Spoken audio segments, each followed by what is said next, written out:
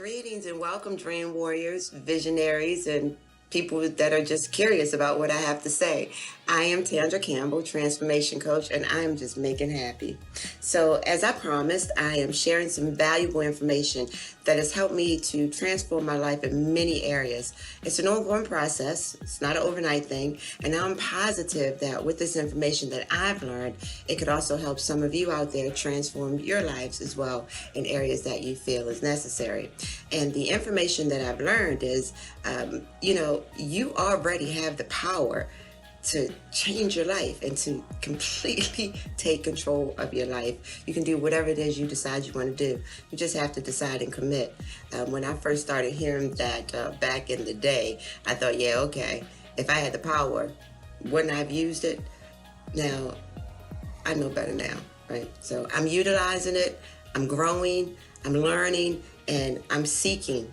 Okay, so I'm wide open, people, and I feel aspired to inspire you to power up. Stay with me. I'm going to teach you guys how to get happy. So today's topic is called Just Making Happy. News alert, I am working on releasing my second book entitled Just Making Happy, which will be released early March 2019. So make sure you grab a copy. It's a phenomenal read, if I'm going to say so myself. I would say that, right? But I do focus on creating happiness in your day-to-day routine. And it includes your happy morning hour, your happy commute, your happy work day, creating happiness in your day-to-day life, to make it a happy lifestyle and not just fleeting moments of happiness. You know what I'm saying? So you got to get a copy of the book. It will truly give you a different perspective on being happy, and it'll also give you some great incentives, or tips rather, to help you get your happy and maintain your happy. I got your back. I'm telling you, I'm your girl. Which leads me into the number one top 10 things that people want in life but can't seem to get. Now, the original article that prompted this series was written by Kathy Caparino. She's a woman's success coach. Now, according to the article, happiness is the number one thing that people are challenged with obtaining. And if they do get it, they're having a hard time holding on to it. I mean, wow, how sad is that, right? I mean, I know I'm smiling, but happy should be like, yeah, I'm happy. But no, it was number one. Happiness, wow, happiness is the meaning, right? It's the meaning and the purpose of life, the whole aim, or the end, the end of end for human existence. So it's really the why, why we do things, why we don't do things. We engage in activities or associate with people that make us happy, that create that happiness. Let's just say that, create that happiness, and vice versa. We try to avoid things that don't make us happy. So at least we think we do. Many times we engage in situations in search of happiness that's really not there. It's just an illusion of happiness. And we have the hopes of finding happiness somewhere in there. And that's especially true in relationships. Okay, so what is happiness? Happiness is absolutely subjective. Different strokes for different folks. What makes one person happy doesn't necessarily make another happy. For instance, I personally love to engage in interior paint jobs or paint projects. I will paint the entire house, and actually I have. But my daughter takes absolutely no pleasure in painting. I mean, it only makes her happy to see the end result, not to participate in it. So different strokes for different folks. However, the textbook definition of happy is universal. It means a feeling of pleasure or showing pleasure or contentment. And it's definitely subjective to your well-being, which is a general sense that people have of their feelings and life satisfaction. Now, of course, there are different meanings of happy, just in different cultures. Happy means different things for different cultures. However, there's one commonality that we all have in regards to happiness, and that's we all want it. We want it consistently, and we want it constantly, not just fleeting moments of happiness. That's the superficial kind. We don't want that. That occurs from outside forces, but we want the kind that's on the inside, the kind that lasts. So now that we've learned about the importance of being happy and what happiness actually means, let's look at the benefits of being happy. Number one, being happy attracts more things to you that create and enrich your happy. The universe responds to your energy. Your thoughts create your life. Now, I'm a firm believer and receiver of the 12 universal laws that govern our lives. Now, even if you're not a believer, you are certainly a receiver. Now, if you're not familiar with the 12 universal laws, please, please, please take some time to learn them. Some things we didn't learn in school has destroyed a lot of potential. There are plenty of people that went to their grave without this powerful knowledge. I mean, this is life-changing knowledge, and they took that potential with them. So don't be one of those people. Learn, and learn some more. The laws of the universe have no respective to persons, which means everyone is entitled to its powers. Actually, you are the power. We're all connected to one universal energy. There's one source. Therefore, all of the power that you need to attract, you already have.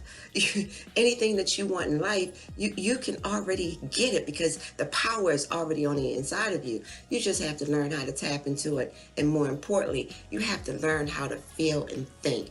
Now, it's not an overnight thing. It has to become a part of your lifestyle. It's not an overnight process. It takes work and it takes commitment. It takes getting real with yourself. But the rewards, man, shoot. Just think about it. Imagine this. The next time there's a situation or a circumstance that presents itself to you, maybe it presents itself as an obstacle, right? You get to decide if it's an obstacle. You get to decide of the outcome. So you get to decide how you're going to feel about it. And let's look at a breakup. If it's a breakup, you can decide if you're going to go through it being heartbroken or if you're going to maintain your happiness and still enjoy all the beautiful things that's still happening in your life. I mean, imagine losing your job unexpectedly and still being able to decide if you use the situation to your benefit, if it's an opportunity, or will you use the situation to your detriment? You know what I'm saying? When I first decided to pursue my dreams, I opened my first studio, and it was my first training studio, and I went on vacation from my full-time job in real estate to spend time decorating, getting everything set up. I mean, I was in pure bliss. I had realized a dream. So talking about feeling euphoric, right? One day I received a call while on vacation from my boss, and he and I were like family, so it wasn't strange to get a call while being away from the office. I remember his voice when he started to speak. He was sounding so gloomy and down. Initially, I thought somebody on the job had died or something, right? But no, it was actually the death of my real estate career. I was laid off, and it was basically the gist of the call. Now, see, the job was a financial source for me to maintain my personal life, but also to pay for the studio and my dream that I just started pursuing. So sure, I was given a severance pay, but it wasn't enough to carry me over long. And initially, I remember I was so devastated. I mean, that was a major source for me, and it had dried up in like a matter of moments. So when I got off the phone, I sat down and I immediately felt the tears well up in my eyes. I remember so clearly. And I said to myself, like, why? Like, why?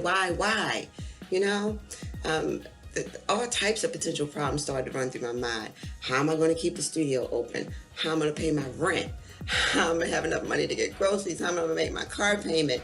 I mean, my mom went to overload. Then, it was crazy. But all of a sudden, I had gotten this glimpse of hope. It's just like it came from nowhere, and thank God for hope, I realized that at that point, I no longer had to go to a job that I hated because I did not like my job anymore. I could spend my days doing what I was created to do. I opened up the studio. I had already started walking in the vision. So I was free from the chains of oppression. That's how I felt, They had just freed me up and gave me some money to move forward with my dream. And from then, I never looked back. And that was one of the happiest days of my life. Real story. Perception is everything. When you learn the importance of perception and reframing your perception when necessary, you can control the only thing in life that you can control, which is you.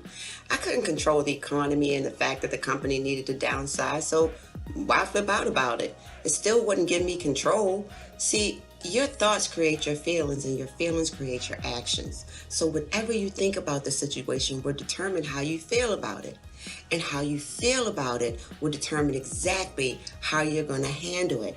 And we don't always happy handle everything either. So some of you,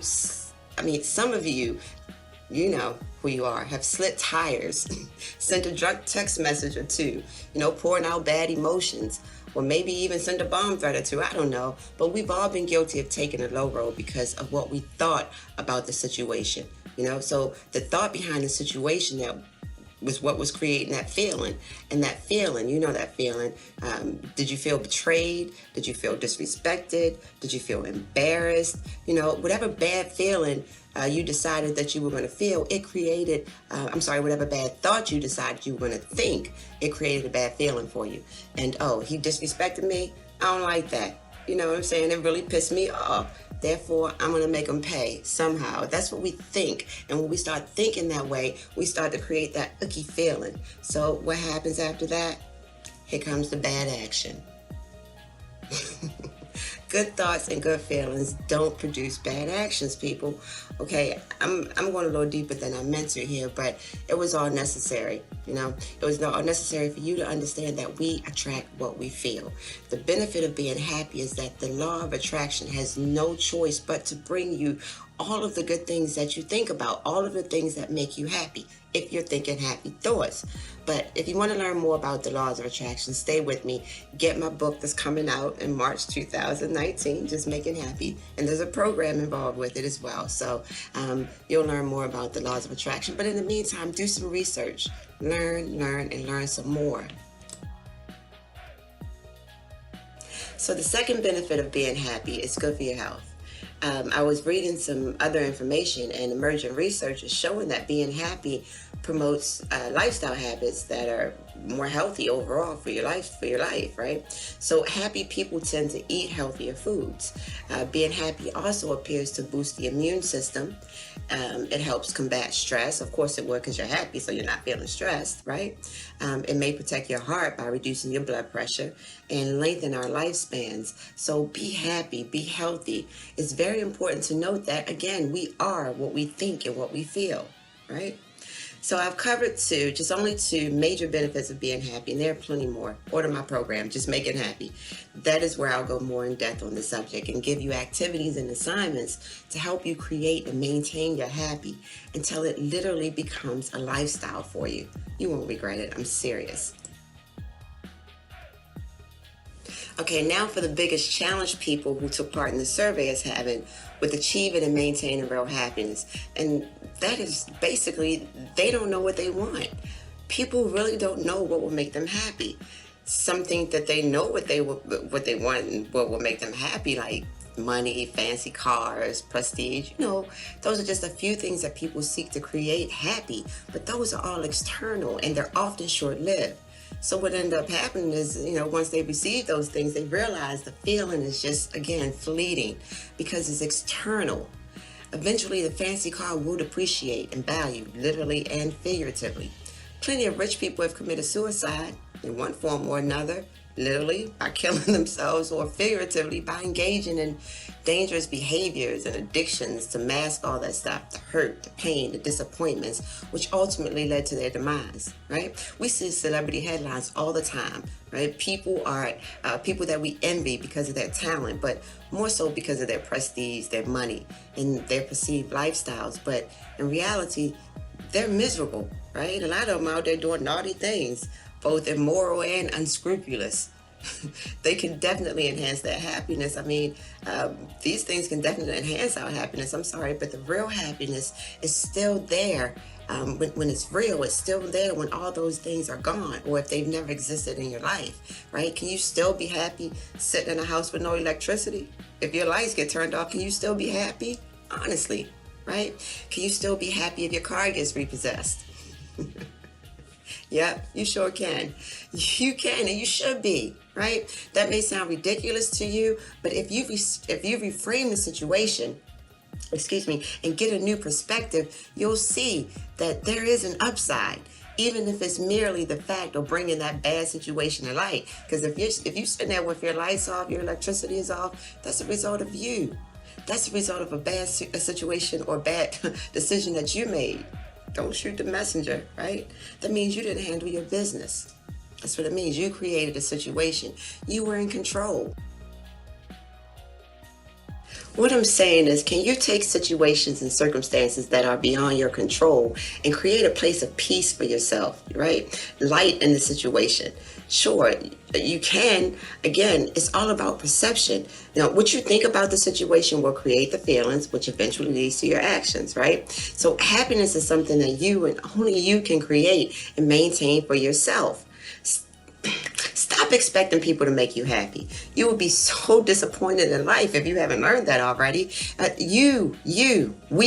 We all have our own happiness to be responsible for. I mean, how selfish is it to actually, or lazy actually, I think it's selfish and lazy, for you to expect someone else to do for you what you're supposed to do for you.